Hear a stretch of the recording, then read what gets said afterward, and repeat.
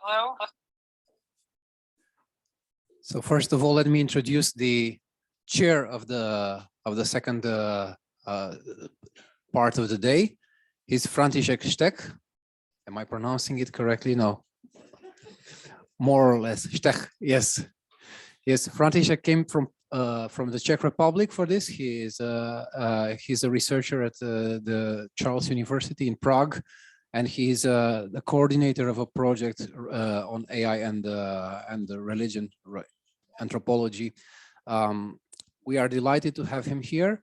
I'm not going to delay this even further. The second session now is a little bit tighter on time because we have also a panel at the end. So there will be 2 lectures and the panel, and we end at 5 p.m. So we will have a coffee break after the first lecture, but not between the second lecture and the panel. So there will be 15 minutes coffee break at about 3 p.m. or so. Yes. So thank you, František. Thank you very much. So it's my pleasure to welcome you back for the afternoon sessions, and it's my pleasure to moderate or coordinate this afternoon program. I also won't waste much of our time, so I will straight jump into introducing our first afternoon speaker, and it's my pleasure to welcome here, at least, well, unfortunately online, Jordan Joseph Wells from the United States. He's an associate professor and holds Helen Kuczmarski Chair in Theology at Hillsdale College in Michigan, United States.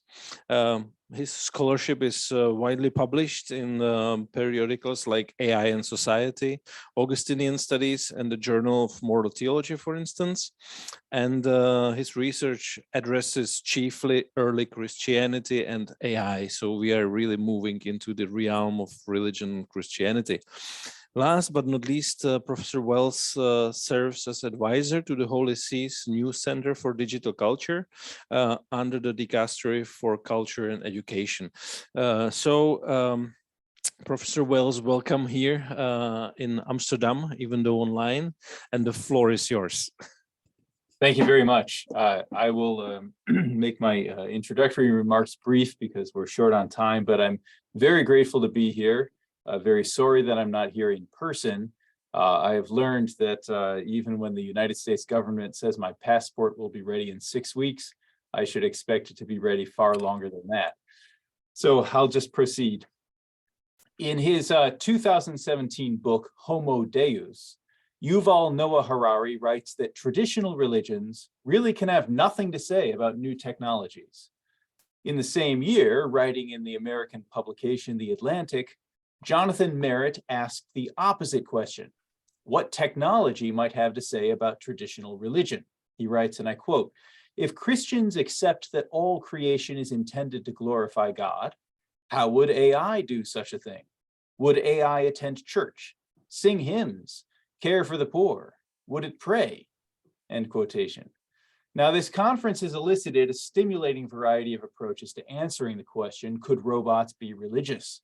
So here, near the conclusion of our time together, and respectfully disagreeing with Yuval Harari, I would like to attempt a religious answer. I argue that we ought to consider the views of particular religions, not only as a gesture of respect to those communities, but also because ancient religious ideas continue to shape our basic understandings of the world and of human life in ways that may go unnoticed by those who do not consider themselves religious. When, however, we grasp these underpinnings, we may become conscious of instinctive givens in our own thinking, while simultaneously uncovering unanticipated possibilities that, while not particularly visible in Western culture's way of speaking, may nonetheless be strangely familiar to our own habits of mind.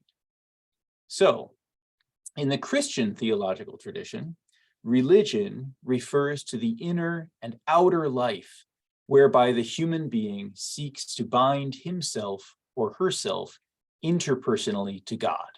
Religion thus refers to relationship.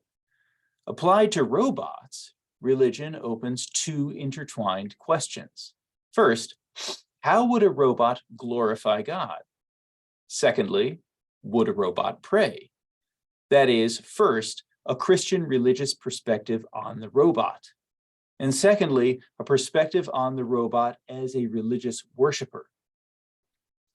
We might not expect much of an answer to these questions, because Europe and North America, the one-time Western hotbeds of Christianity, are notoriously, well, doubtful concerning robots. In popular fiction, the apparently personal and usually self-aware robot or AI often has a darkly tragic story. Consider, for instance, Blade Runner, AI, Ex Machina, and Westworld, stories all wherein a near-future Frankenstein's monster is abused by human beings. Or alternatively, the AI is depicted as existentially threatening. Consider the movies 2001, The Terminator, and The Matrix. However, alongside the robot as alienated victim and the robot as threat, there's also the robot as fraud. This last view is marked among self-identified Christians, who, with various explanations but striking consistency, refuse to grant full social and moral standing to the hypothetical, apparently personal robot. Many scholars propose religious origins for this prejudice. Perhaps it is ancient Judaism's and later Protestant Christianity's polemic against images. Or perhaps it is a supposed Christian suspicion of the world as a rival to God or a source of evil. Or maybe it emanates from a general fear of potential overlords, by analogy with the sometimes fearsome God of Israel. Interestingly, these sweeping ideological and psychological explanations do not comfortably fit the whole of Christian history. But still, I argue that it's not wrong to ask the religious question. So what do Christians think? A decade ago, sociologist Lawrence Tamatea conducted a series of surveys which he interpreted as showing that Christian objections are not so much theological as they are tribalistic, protecting their image of the self from a mechanical interloper. But what if there is something theological to this? To move forward, I ask, what is the notion of self that Christians may instinctively protect? By this exploration, I hope to shed light on historical roots of Western reserve towards sociable robots, while perhaps also offering new ways forward. I'll offer 4 points. First, historical Christian reserve toward robots may be rooted in protecting a certain idea of the person as a relational subject capable of self-gift. Christianity believes in God the Trinity, an eternally relational and self-giving God who has created all other things. For Christianity, therefore, the personal is seen as prior to matter and transcending it. Matter cannot simply be recombined to make a person.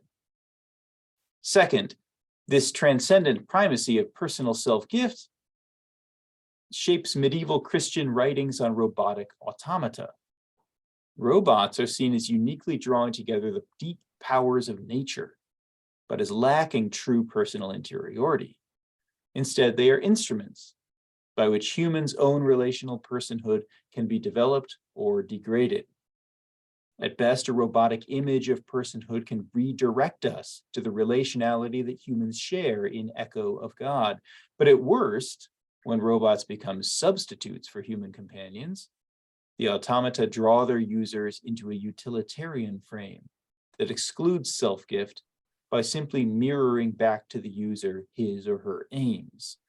I will illustrate this tension by 3 12th century medieval legends, one on minders, one on swordsmen, and one on sex toys. Third, looking to an actual 16th century praying robot, I will propose that non-subjective robots might yet be called religious if they participate in human prayer by representing the prayers of particular humans, thus standing for rather than standing in for the relational subject. And I note that that is actually 3 points, not 4.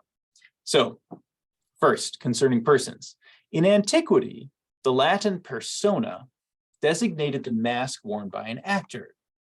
Then it came to refer also to the role of a character in a play, and later it was applied more broadly to social identity, the status and activities determined by one's role in Roman society. The meaning of persona was thus external and functional, referring chiefly to expected behavior. Christianity, however, radically reinterpreted person, beginning with a question not about humans, but about divinity. Christians worshipped Jesus of Nazareth as God, not as a God, but as the God, the only one. Even so, in their sacred texts, this Jesus speaks to his Father, also called God, and he sends the Holy Spirit from the Father. And when Christians were required to explain themselves, they stated that these three were one. In the early 3rd century, Tertullian of Carthage called the Father, the Son, and the Holy Spirit personae, whence Christian theology speaks of 3 distinct persons of one single God. Now, like their Jewish forebears, the early Christians were resolute monotheists. What then are these personae? They are not masks. Tertullian rejects any notion that the one God merely play-acted 3 historical roles or functions. For Christianity, God's historical acts express his inner life. Therefore, the appearances of 3 personae in time declare some eternal distinction within that inner life. But what is the distinction between the personae? Scripture offers a clue. Jesus is called the Father's only begotten Son. Now, the Roman gods did a fair bit of begetting, and it happened largely in the way it does among us mortals. But the God of Israel is not Jupiter, bodily and time-bound. So if we remove from the concept of begetting everything that is corporeal or temporal, what are we left with? A timeless handing over of the single divine life from Father to Son. This handing over is what makes the Father to be Father, what makes the Son to be Son, and what makes the Holy Spirit to be the Holy Spirit, coming forth from their mutual self-gift. Like the 3 poles of a physically impossible magnetic field, the divine persons exist by their mutual relations. If one were taken away, all would cease to be. The unending, all-at-once life of the Trinity simply is these relations of self-gift and reception. This, we could say, is what it means for God to be love. This account of God reshaped how the word person was applied to human beings. God exists by relations. Created persons exist for relationships. The creaturely person came to be seen not as a social role, but as a concrete individual who exercises his or her personhood in mutual relationships of self-gift that are self-expressive and other-receiving. By refusing self-gift, creaturely persons would not cease to exist, but they would live as less than the persons they are. Early Christian thinkers described this self-gift in light of Christianity's other central belief, the Incarnation. In God the Son's human compassion on the cross, they saw an expression of his divine life. How is this? The 6th century Pope, Gregory the Great, described compassion as taking into oneself the mind of an afflicted neighbor, transferring into oneself the suffering of the one sorrowing before offering some outward act of service. End quotation. The compassionate one, then, by taking in the other's mind, dimly imitates the always single mind and life of the 3 persons of God. Empathic self-gift imitates the self-gift by which the persons of God exist. From the exteriority of mask, then, we have come to the person, deeply interior while simultaneously relationally oriented to the other. To distinguish the robot from the person in Christian theology, we must understand something also about creation. For Christianity, God's relational self-gift is recapitulated in his free creation of the natural world. The world is created by him ex nihilo, that is, from nothing. Ancient and medieval Christians saw creation from nothing as a free gift from the God who exists by self-gift. Augustine of Hippo, writing in the early 5th century, explains further that the created order is a kind of expression or declaration in time of God's eternal self-gift. How is this? The eternally begotten Son, the self-receiving pole of the self-gift that is the divine life, is also called the Father's image.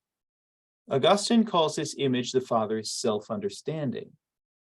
That is, God understands himself through and as self-gift. In light of this primordial understanding, the triune God freely creates the world as a self-expression. The macrocosm, the great order or great beauty of the universe, is the refracted spectrum of God's interior self-gift. In 1141, the 12th century theologian Hugh of St. Victor wrote that God's created resemblances or simulacra are like our own words. As our words communicate our interior thoughts, creatures are the fragmentary voice of God speaking to human beings. Now, crucially, no single part of the macrocosm contains the whole, so the meaning of divine personhood is spread throughout creatures. Self-giving personal subjects cannot simply emerge from matter because the personal exceeds the parts of the macrocosm, but it also exceeds the whole. Thus, in Genesis 1, the earth does not bring forth human beings as it does all other living creatures, but humans are specially created by God, being made uniquely in his image and likeness, as relational, capable of knowing and loving, capable of self-giving compassion. Only the creaturely mind, as both microcosm of the world and image of the Creator, exceeds the whole of non-personal creation, to grasp in itself what the rest of the cosmos expresses of God. To learn the self-gift of God expressed in the gift of the created order is the spiritual journey of the Christian with respect to the natural world. Knowing the cosmos as resembling God in its goodness, its order, and its beauty, the created mind gathers partial resemblances toward their exemplar. The gift is known as a gift through our own self-return to the giver. This gathering is an act of understanding.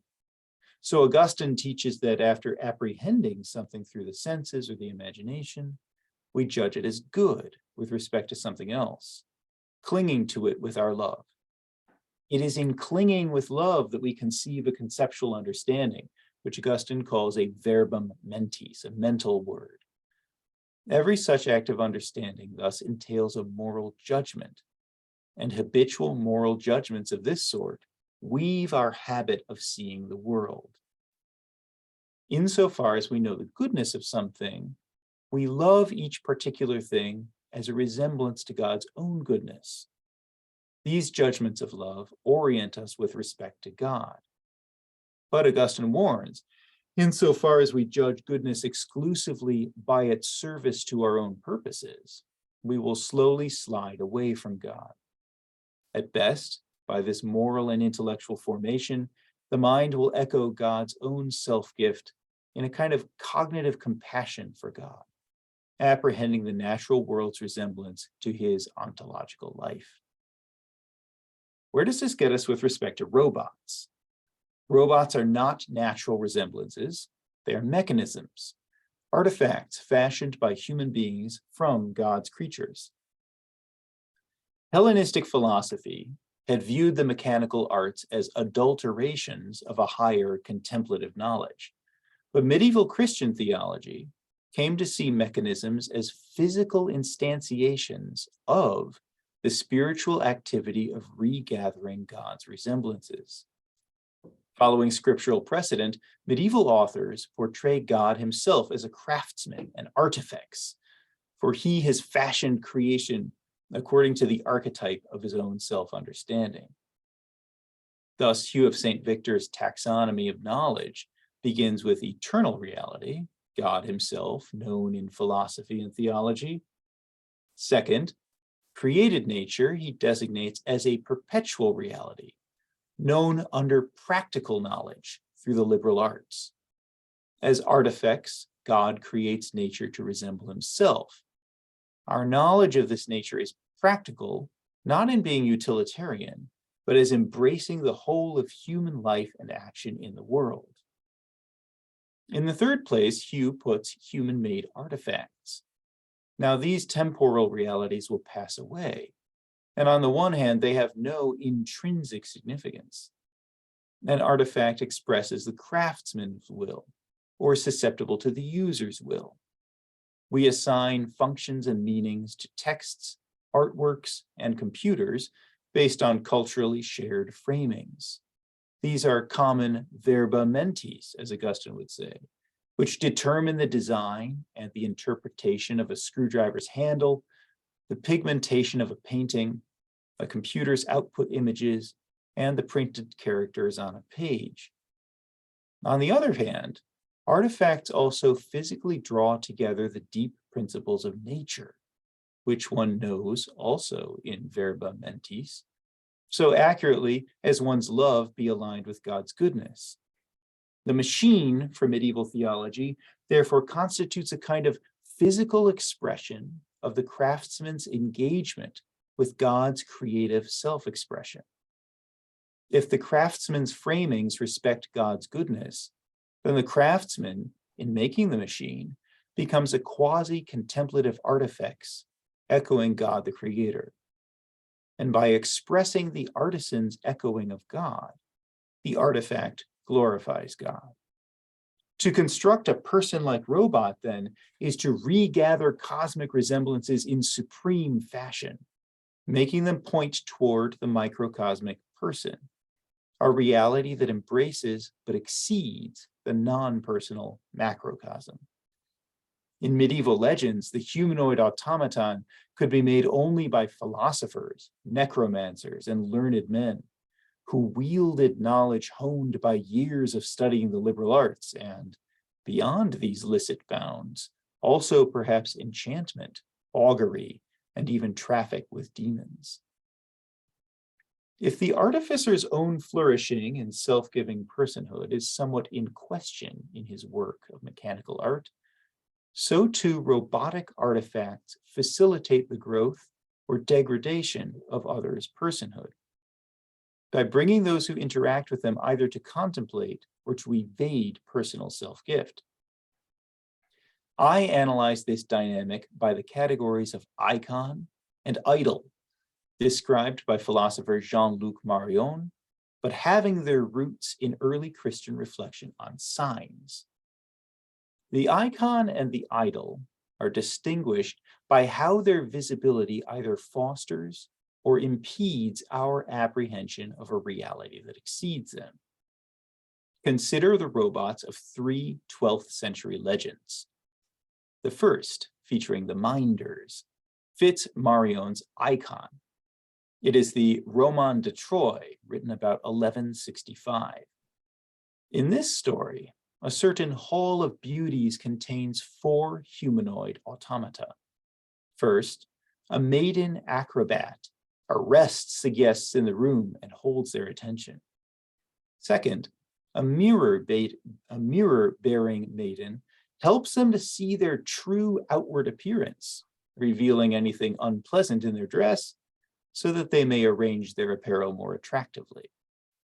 Third, a golden boy disperses a healing incense and privately signals each guest away from uncourtly, boorish, uncouth, or rash behavior and toward whatever it is that he or she most needs to do. Like an ideal parent, the automaton offers this guidance without others perceiving it. Fourth, an enthroned boy plays a music that spiritually harmonizes the guests by preventing any from remaining in low spirits or feeling pain.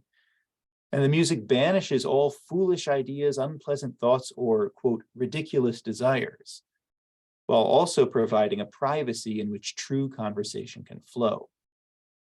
More than merely upholding courtly mores, then, these robots define an itinerary of interpersonal development, from idle attention to spectacle, the acrobat, to exterior preparation, the mirror, to healthy bodies and behavior toward others, the incense bearer, and finally to interpersonal conversation, the musician, wherein one can receive the other because one is privately unself-conscious and inwardly untroubled by desires or thoughts that might distort one's relations with others or imprison one in oneself.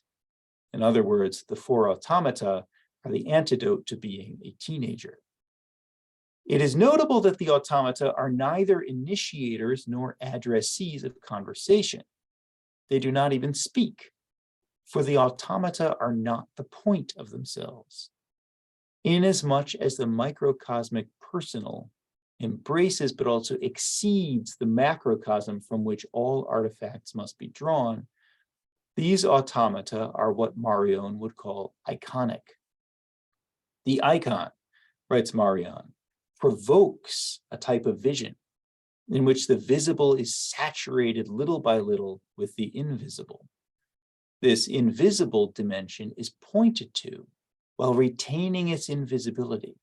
It is pointed to as what cannot be shown, but only encountered.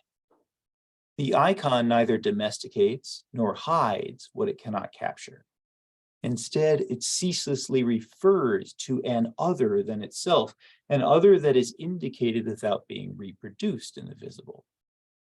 So by imitatively pointing to the larger reality, the icon teaches and corrects the gaze, summoning it to surpass itself by never freezing on the visible icon. This infinite gaze, as Marion calls it, engages without presuming to exhaust the reality to which the icon bears witness. So, by pointing acrobat-arrested guests back toward the human interpersonal landscape, the iconic automata of the hall represent and re-engage human life rather than attempting to replicate it. The verbum mentis of personhood that they encourage is not limited to what impersonal automata can represent. As signs rather than instances of interpersonal self-gift, these robots muster the macrocosm to gesture through real humans to the divine personal self-gift that resounds in the world, although it cannot be depicted by it. Our second legend shows the robot as a defeater of self-gift, but still something of an icon. This is in an early 13th century legend of Sir Lancelot, the famous knight of Arthur's court and eventual seducer of Arthur's queen, Guinevere. In this story, Lancelot enters a castle that is a kind of dark mirror image of his own castle. There he encounters a pair of copper-armored swordsmen, which he defeats in battle. Then he comes upon a copper lady holding a locked chest. In this chest are vials containing 30 shrieking demons that have been animating the copper automata. When the demons are released, swordsman and lady alike fall to the ground. Because these automata exist only to enforce control, demons are sufficient to animate them. But in the story, as icons of the urge to control that lurks in Lancelot's own lust for Guinevere, they iconically diagnose his failure of interpersonal self-gift. In the third legend, we shift from icon to idol. The icon educates the gaze into a larger reality. Marion's idol, however, tries to capture even what is beyond the visible, by taking it into the field of the gazeable. But the idol succeeds only in reducing the wider reality to what the gaze can apprehend. It obfuscates the invisible as if it were not there. This is not really the idol's doing, for it is the gaze of the idolater that makes things into idols, by seeing willingly only what the scope of particular human eyes can support. In the end, seeing no more than what the viewer has brought within him or her. Under the idolatrous gaze, the idol pretends to reveal what transcends it, but only ravishes the viewer, as Marion puts it, with a mirrored vision, finally, of himself. Automata certainly invite idolatry in Thomas of Britain's 1160 retelling of the romance of Tristan and Isolde. Having mistakenly consumed a love potion that was intended for Isolde's wedding to King Mark, she and Tristan are helplessly bound even after Isolde is married. Banished from his beloved, Tristan constructs automata of the queen, of her handmaiden Brengvine, and of the queen's dog. In a locked cave of statues, a simulacrum of the palace where the real Queen Isolde dwells, Tristan bears his heart, and perhaps his body, to the self-moving replica of the inaccessible flesh and blood woman he once held.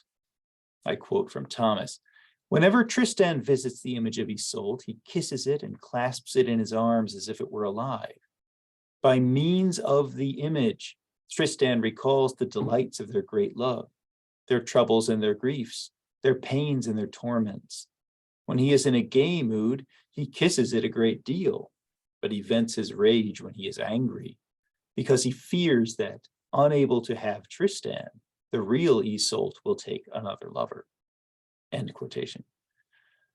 The automata in the Roman de Troyes Hall of Beauties resisted idolatry by redirecting their observers to the interpersonal social setting.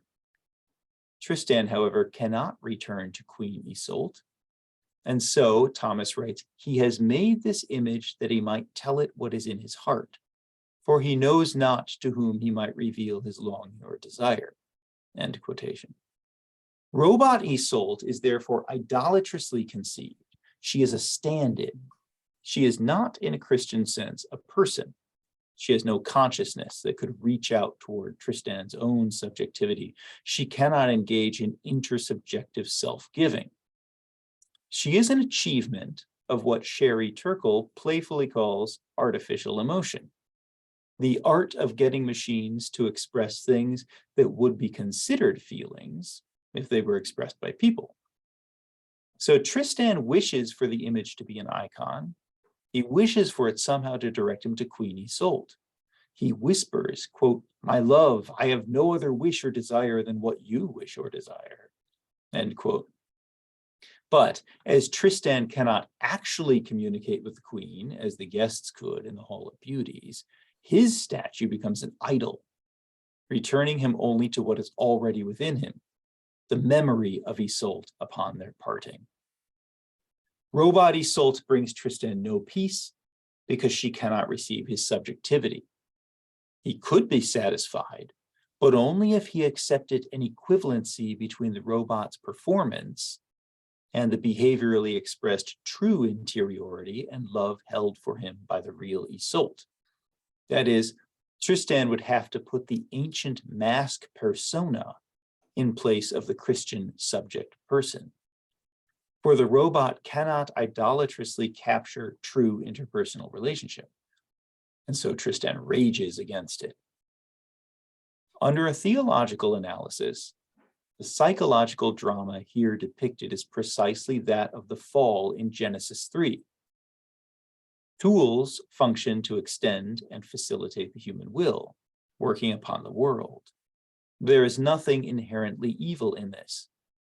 Evil, Augustine would tell us, is located rather in the choice to reduce all things to the role of fulfilling one's own desires. Marion's idol is every tool employed for this reductive end. Augustine calls this totalizing instrumentalization pride, superbia. Not a healthy regard for one's accomplishments, but a preference for domination rather than self-gift. Superbia originates, Augustine writes, when the soul abandons God as its highest aspiration and seeks to become its own satisfaction. But to be one's own satisfaction, one must escape one's need for relationships with others and ultimately with God. To do this, superbia suborns all things to oneself by judging them according to their satisfaction of one's own desires. Therefore, Augustine writes, more is often given for a horse than for a servant. More is paid for a jewel than for a maid, because the necessity of the needy or the desire of the pleasure seeker does not consider a thing's value in itself, but rather how it meets one's need or pleasantly titillates the bodily sense. End quotation. In idolatry, superbia extends this self-centered evaluation of the world into an illusory domination of it. For Augustine, idolatry does not fundamentally mean offering incense before graven images, although one might do this. Rather, the idolater replaces the true God with some lower reality, a reality that can be comprehended and controlled within the idolater's horizon of value and power. Thus, the idolater covertly sets himself at the pinnacle of all hierarchies, accomplishing total domination by ignoring what cannot be controlled through the idol. The Babylonians sacrificed to their statues to gain harvest-bringing storms and peace-bringing victories. Ebenezer Scrooge set money as his horizon and was self-blinded to all that money could not buy. Both cases are idolatrous because both position oneself as masters of the levers of what really defines the universe. Tools become idols when one clings to them in place of reality, denying all that cannot be encompassed within their horizon, thus making their users gods. The tool or the means, be it money, fantasy, power, pleasure, robots, or even religious rituals, these are the idols. The idol forces reality and God into the scope of one's own imagination and desires. It cannot hand the worshiper onto some higher personal reality, but only diverts him to itself. Two further episodes from the Tristan story illustrate the shortfall of the idol. First, nature's powers reveal the fraud of Tristan's statues in the very next chapter. Earlier, Tristan is married, but never goes to bed with another woman, Isolde of the White Hands. He has married her only because her name permits him to sing openly of his love for Queen Isolde, with none being the wiser. Like Tristan with the Queen, White Hands loves her man, but cannot have him bodily. One day in the forest, her horse rears, and as she struggles to control it, the horse's hoof plunges into a puddle, sending a jet of water between her thighs. The so-called bold water so shocks White Hands that she lets out a cry not entirely free of climactic connotation. Then, after laughing deeply, she explains to her brother Cerdin that the water, quote, came higher along my thighs than ever Tristan sought me, end quote. The water differs from Tristan's robots only in the obviousness with which it eroticizes natural forces. The limitation in both cases is the same. Neither emotional robotic impression nor physical aquatic sensation can actually substitute for the authentic mutual self-giving. Tristan sees this, but does not wish to. White Hands sees it readily and laughs. Her brother Cerdin, however, idolatrously denies it. When he confronts Tristan for not consummating his marriage, Tristan explains by showing to Cerdin the superior beauty of robot Isolde.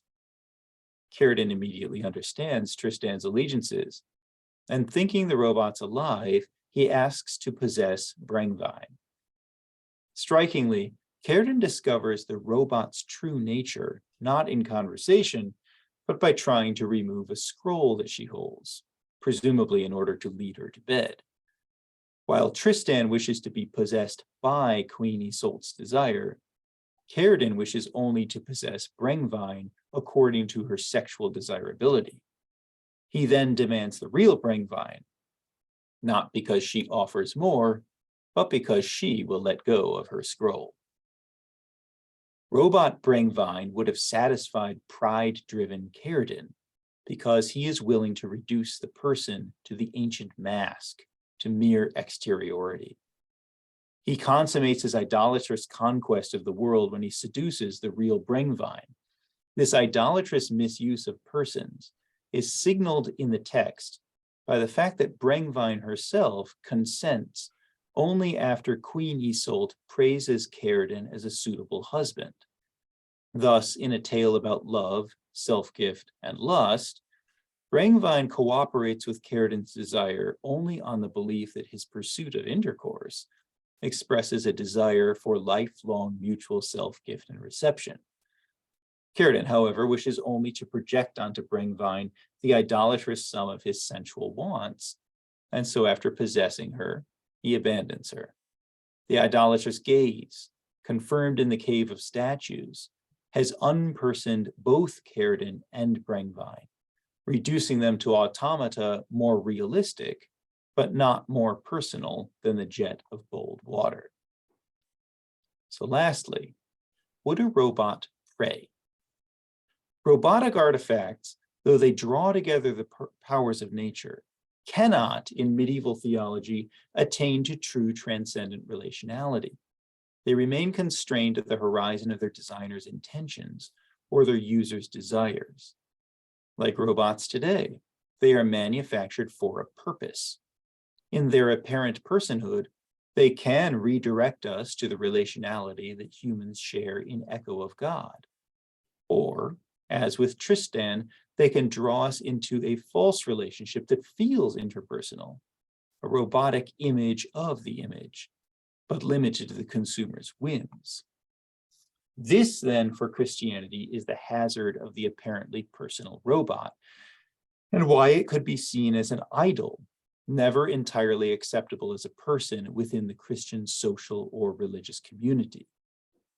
It is not that it is a more interesting object of devotion than God himself, still less that it might be a threatening overlord, but rather lacking subjectivity of its own, and with its portrayal of human relationality likely limited by what the market will bear, it may divert humans toward a solipsistic satisfaction severed from self-gift.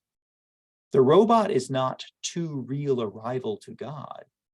It is not real enough a companion for human beings, and so it fails to bring us beyond ourselves. By giving us the illusion of lordship over the most elusive object of our will, the person of the other. This brings me to the last example of a medieval robot, although in the 16th century, 4 centuries after the earlier discussed stories, we are rather stretching the usual definition of medieval. This, interestingly, is not a story, but a real robot. Moreover, unlike the others, it is an explicitly religious object. I speak of the praying friar constructed by Juanelo Turiano. The friar moves his rosary beads. He kisses its cross. He moves in circles and he mutters prayers. This automaton, this marvel of Renaissance craftsmanship, was commissioned by King Philip II to offer thanksgiving for the recovery of his son from an illness. This commission is significant. The robot can be seen as extending Philip's thanksgiving over his entire life and beyond, an infinite prayer offered for the infinite value of the life of a child. The historian Jessica Riskin has argued that the robot represents a point at which human agency replaces divinity as a source of spiritual or lively presence within. But as we have seen, automata without a spiritual presence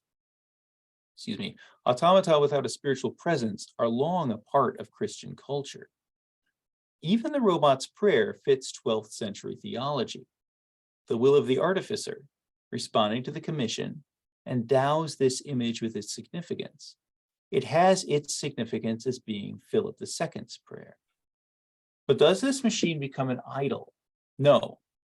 First, because by depicting the person at prayer, it does not constrain the human person's meaning by what a human viewer may assume.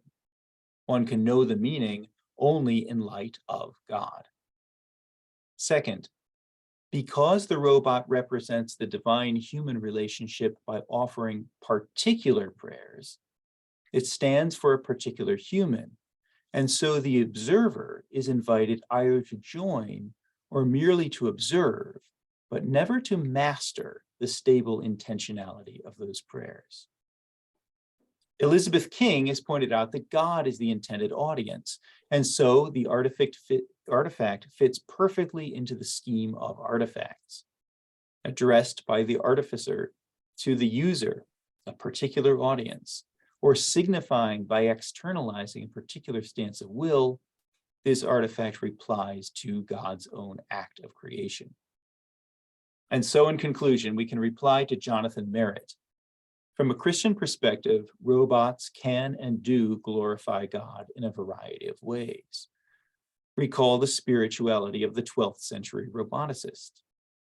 Robots gather the world toward an echo, however dim, of the relational dimension of God's creation, the human being, wherein God's love receives a reply. Also, gathering the will and act of the artist or roboticist, robots marshal the powers of creation to signify not only human relationality, but a particular human being's act of communion with God. Robots are images and cannot be idols when, rather than engage the human viewer directly, they point beyond themselves. And so praying robots can be especially resistant to instrumentalization when they represent the prayers of a particular individual. There is, though, a danger when one asks the robot to pray for oneself. But this is an old problem. Is the candle flickering in the church an actualization of prayer, or is it a substitute for my prayer? In the one, it is an icon. In the other, it is an idol. This isn't a problem particular to praying robots or votive candles. The same problem menaces us in every husband's gift of flowers to his wife. Are they a sign, even an actualization of his love? Or are they a substitute for it? The praying robot can be just as religious as the bouquet can be loving, so long as it communicates the love of someone else and isn't expected to do the job for us. If the robot could do the job for us, well, then it wouldn't be doing the job for us, but for itself. And that version of the question, could robots be religious, is relatively simple to answer, as by now you may have anticipated. If Christian anxieties about robots stem from the primacy of intersubjective self-gift, then robots can be religious when they can be subjects such as we are, subjects capable of transcending merely material concerns to undertake the greatest adventure of all, that of self-consciously giving oneself in love to another person. Whether robots will ever be capable of this remains to be seen.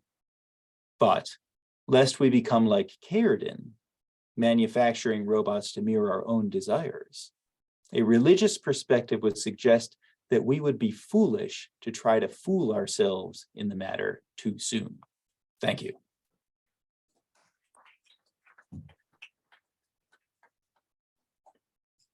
Thank you very much. And now there is like something like 10 minutes for Q&A. So where do I see the first hand? Over there.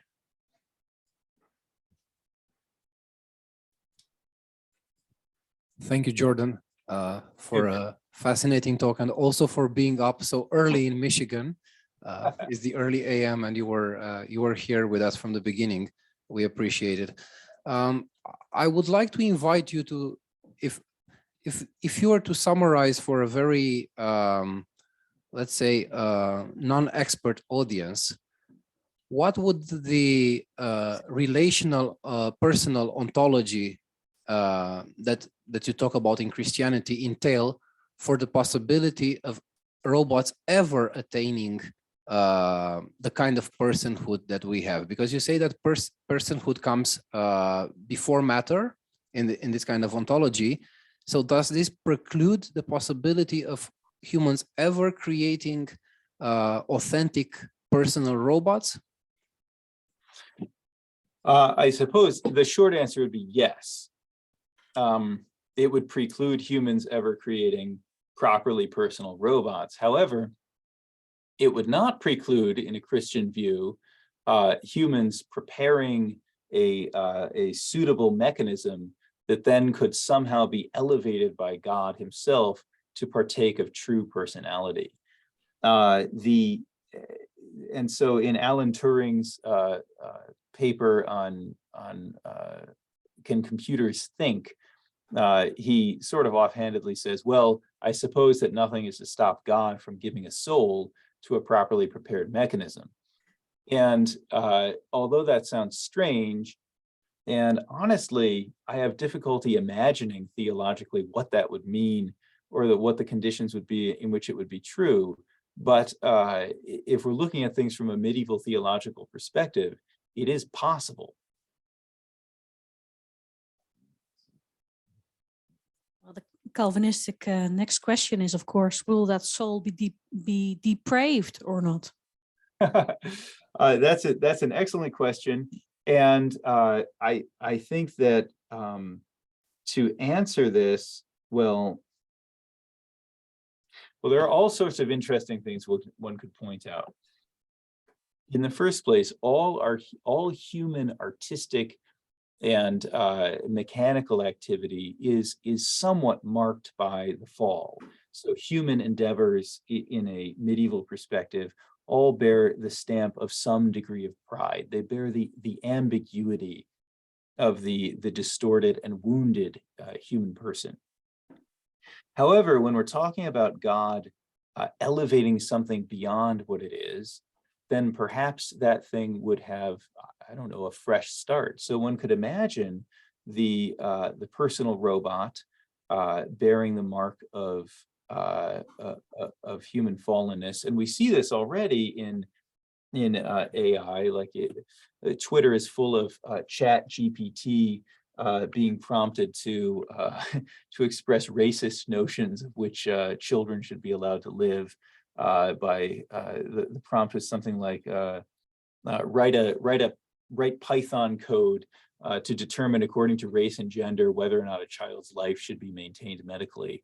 And the code it spat out was, if race is exactly equal to black, then no. If race is exactly equal to white and gender is exactly equal to male, then yes, the child's life should be spared. So insofar as artificial intelligence is not just the creation of a kind of good-willed mad scientist in his basement, like in a 1980s movie, but is really based on these massive troves of data, which are themselves the collective creative and incidental quotidian output of human activities and human creativity, at least insofar as this is captured on the internet, then yes, human fallenness is going to mark that robot.